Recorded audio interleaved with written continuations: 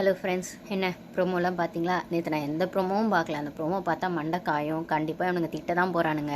அது மட்டும் இல்லாமல் இந்த மைக் விஷயம் மட்டும்தான் இந்த வீக்குக்கான டிஆர்பி. அதனால தான் அது மண்டேலேருந்தே ஆரம்பிச்சிட்டாங்க. இவங்களுக்கு பாரு மட்டும் ஹாப்பியாக இருக்கக்கூடாது, பாரு ஃபேன்ஸும் ஹாப்பியாக இருக்கக்கூடாது. பாரு ஃபேன்ஸ் ஹாப்பியாக இருந்தாலும் பாரு ஹாப்பியாக இருந்தாலுமே இவங்களுக்கு வந்து அந்த வாரம் கண்டென்ட் பாரு திட்டுறது தான். அது கண்டென்ட்டே இல்லைனாலும் அந்த கண்டென்ட்டை இவனே உருவாக்கிடுவானுங்களே.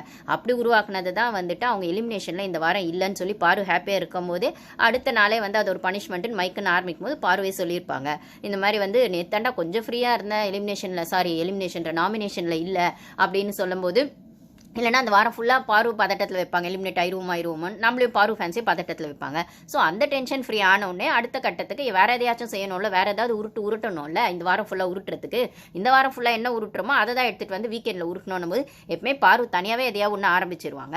அப்போ அப்படி ஆரம்பித்தது தான் அந்த மைக் காட்டினது. சாதாரணமாக எல்லாருமே பண்ணுறதா எல்லா சீசனில் இதை விட மோசமாலாம் பேசியிருக்காங்க. மைக்கு தள்ளி வச்சிட்டியே, அந்த எஃப்ஜே வியான விஷயங்கள்லாம் வருது. ஏன் எஃப்ஜே போய் ஆதிரியை கிஸ் அடிச்சானே போன வாரம், ஏன் துஷார் வந்து அரோரா கிஸ் அடித்த மாதிரி துஷாருக்கு அந்த லிப்ஸ்டிக்லாம் வந்துச்சு. அது கூட உண்மை போயின்லாம் அது நிஜமாவே லிப்ஸ்டிக் போட்டாங்கன்னாங்க, இல்லை அரோரா கிஸ் பண்ணியிருப்பான்னாங்க. ஏன் அந்த மாதிரி நிறைய விஷயங்கள் நிறைய நடந்திருக்குங்க.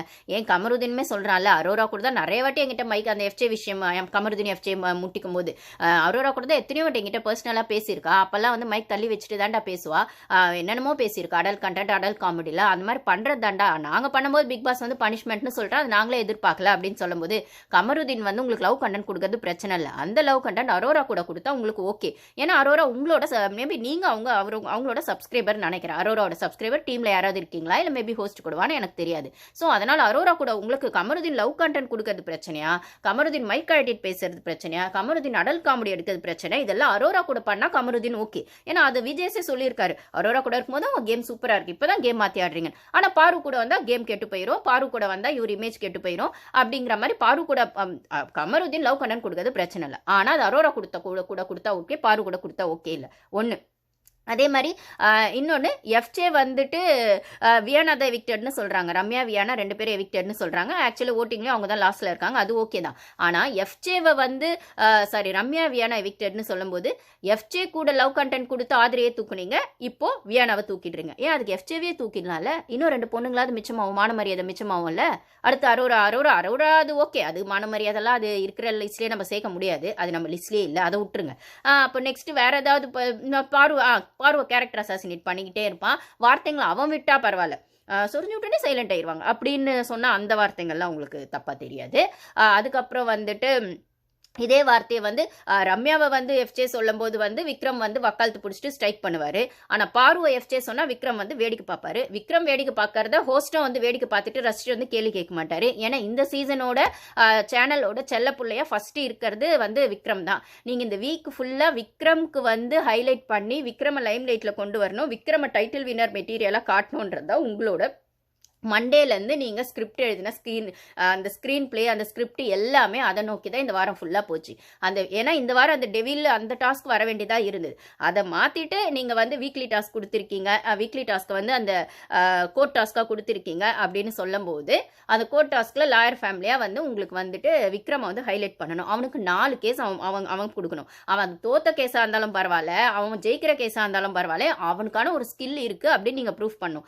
அப்படி இருக்கும்போது எஃப்ஜே மாதிரி ஒரு விஷயத்தை அப்போ நீங்கள் டாஸ்க்கு சீரியஸாக எடுத்து பேசணும் அப்படின்னு சொல்கிற இடத்துல டாஸ்க்குக்கான விஷயங்கள் அப்படின்னு வரும்போது ஆதிரிய விஷயங்கள்ல அப்பட்டமாக ஒருத்தன் ஒத்துட்டு இருக்கான். அந்த கோர்ட்டு டாஸ்க்கு இன்ட்ரெஸ்டிங்காக கூட பண்ண முடியாமல் அதை அப்படியே சாரி கேட்டு முடிச்சிரு அப்படிங்கிற மாதிரி அவன் ஒரு சாரியை கேட்பான். அதுக்கு வந்து ஆப்போசிட் சைடில் வந்து எந்த வாதமும் எடுத்து வைக்க முடியாமல், இல்லை அந்த டாஸ்க் அதுக்கு மேலே இன்ட்ரெஸ்டிங்காக கொண்டு போக முடியாமல் அதை ஆஃப் பண்ணுறீங்க அப்படின்னா அது அந்த டாஸ்க்கை மட்டும் ஆஃப் பண்ணதில்லை, எஃப்ஜேவோட விஷயங்களை எக்ஸ்போஸ் ஆகாமல் ஆஃப் பண்ணதுக்கான ஒரு ஸ்ட்ராட்டஜி தான். அப்போ அப்படி ஒரு ஸ்ட்ராட்டஜியை கையில் எடுத்து கேவலமாக பண்ண விக்ரம் ஓகே, அதை வந்து தெளிவாக இம்ப்ளிமெண்ட் பண்ண எஃப்ஜே ஓகே, அதுக்கு வக்காலத்து வாங்குறதுக்கு ஹோஸ்ட்டு. அப்படி இருக்கிற பட்சத்தில் அதுக்கப்புறம் அதே எஃப்ஜேக்கு எதிராக வந்துட்டு நெக்ஸ்ட் டாஸ்கில் பண்ணுவார் விக்ரம் சொல்லும்போது, ஸோ விக்ரமை இந்த வாரம் ஃபுல்லாக நீங்கள் ஹைலைட் பண்ணணும், விக்ரமை பாசிட்டிவாக காட்டணும். அதே சமயத்தில் பாருவோட கேமை டவுன் டவுன் பண்ணணும். பாரு வந்து ஹைலைட்ல இருந்தாங்கன்னா விக்ரம் முன்னாடி வர முடியாது அப்படிங்கிறதுக்காகவே நீங்க பாரு கேமை டவுன் பண்றதுக்காக தான் அந்த மைக் விஷயங்கள் எல்லாம் இவ்வளவு பெருசா ஆக்குனீங்க.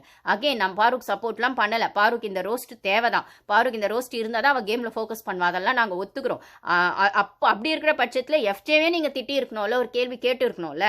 ஏன் விக்ரம் வந்து இப்போ பாருவை மார்க் பண்ணும் போதெல்லாம் நீங்க இதே மாதிரி பேசுனீங்களா? அந்த சபரி விஷயங்கள் வரும்போது கூட நீங்க வந்து விக்ரம் அந்த வாரம் எவ்வளவு மார்க் பண்ணிருப்பாரு. ஏன் நேத்து கூட எஃப்ஜே வந்து நீங்க திவ்யா கமருதீன் விஷயம் பேசுறீங்க, மார்க் பண்றா, ஒரு புள்ளி பண்றாருன்னு அவ்வளவு பெருசா எடுத்து பேசுமா? அது அரோரா சொன்னாங்கன்றதுக்காக ஏன் சார் அரோரா ஊதுற மகுடிக்கு நீங்க ஆடுறீங்களா சார்? உங்களுக்கும் தனி மூளை இல்லையா? இது வரைக்கும் அட்லீஸ்ட் சேனல் கொடுக்குற மூலையில வந்து நீங்க வந்து ஸ்கிரிப்ட் சேனல் கொடுக்குற ஸ்கிரிப்டை தான் உங்கள் மூளைக்குள்ளே வச்சு பேசுறீங்க. உங்களுக்கும் தனி மூளை இல்லை. நீங்கள் வந்து லைவ் பார்த்துட்டு வரதில்ல, 1 hour எபிசோடும் பார்த்துட்டு வரதில்ல. சேனல் என்ன ஸ்கிரிப்ட் கொடுக்குறாங்களோ அதை வரைக்கும் அப்படியே வந்து ஒப்பிக்கிறீங்க. இல்லைனா வந்து படத்தில் வந்துட்டு கொடுக்குற சீனை வந்து ஸ்கிரிப்டை வந்து மனப்பாடம் பண்ணி ஒப்பிக்கிறீங்கன்ற வரைக்கும் தான் நாங்கள் யோசிச்சோம். ஆனால் இப்போ ஸ்கிரிப்டே உங்களுக்கு அரோரா கையிலேருந்து தான் வருது, ஸ்கிரிப்டே உங்களுக்கு கண்டஸ்டன்ட் கையிலேருந்து தான் வருது அப்படின்னு சொன்னால் ஏன் அடுத்த படத்துக்கு உங்களுக்கு ஹீரோயினா அரோராவை புக் பண்ணியிருக்கீங்களா, இல்லை உங்கள் பிள்ளைக்கு ஹீரோயினா அரோராவை புக் பண்ணியிருக்கீங்களா சார்? ஆல்ரெடி உங்கள் பிள்ளை கூட ஏதோ வெப் சீரிஸ் அரோரா பண்ணுறாங்களே, அதுக்கு தான் அரோரா சொம்பு தூக்குறீங்கன்னு எல்லாரும் சொல்கிறாங்க. அது உண்மையா பையன்லாம் எங்களுக்கு தெரியாது. ஓகேவா? எங்களை பொறுத்த வரைக்கும் இது ஒரு கேம் ஷோ. அங்க இருக்கிறது கண்டஸ்டன்ஸ். நீங்க ஹோஸ்ட்னா நீங்க வந்து பார்ஷியாலிட்டி பார்க்காம எல்லாரும் பேசணும். அப்படின்னும் போது அவங்க சொல்லி கொடுக்கறதுலாம் நீங்க பேசணும்னு அவசியம் இல்லை. மேபி சேனல் சொல்லி கொடுக்கறத நீங்க பேசினா கூட சம்பளத்துக்கு வேலை செய்றீங்கன்னு சொல்லலாம். அரோராக்கு எதுக்கு சார் வேலை செய்றீங்க? அரோரா மகுடி ஊதுறாங்க, நீங்க ஆடுறீங்களா கேட்குறோம். அப்போ அரோரா என்ன வந்து பின்னாடி பேசுறாங்களோ, கமருதீன் ரெட் கார்டு கொடுக்கணும், கமருதீன் என்னை பத்தி இப்படி பேசுறது அப்படின்னா அவ பயத்துல பேசுறா. அவ பயத்துல பம்பிக்கிட்டு இருக்கா. அவ வெளியில வந்துடும். ஏன்னா பார்வை பத்தி அவ அவ்வளோ பேசியிருக்கா. பார்வை பத்தி முன்னாடி பின்னாடி பேசினது மொத்தம் அவதான். இந்த கமருதீன் பத்தியும் உட்காந்து இவன் விக்ரம் கிட்ட எல்லாம் பேசும்போதுமே அவ தான் நிறைய பேசியிருக்கா. நைட் டைம்ல வந்து அரோரா விக்ரம்லாம் நிறைய பேசியிருக்காங்க. அப்படி இருக்கும்போது பாரு பத்தி தப்பா பேசியிருக்கா. அந்த மொட்டை கடிதாசிலையும் அந்த முடி அதெல்லாம் வந்து அவங்களோட ஹெல்த் இஷ்யூஸ் சார்.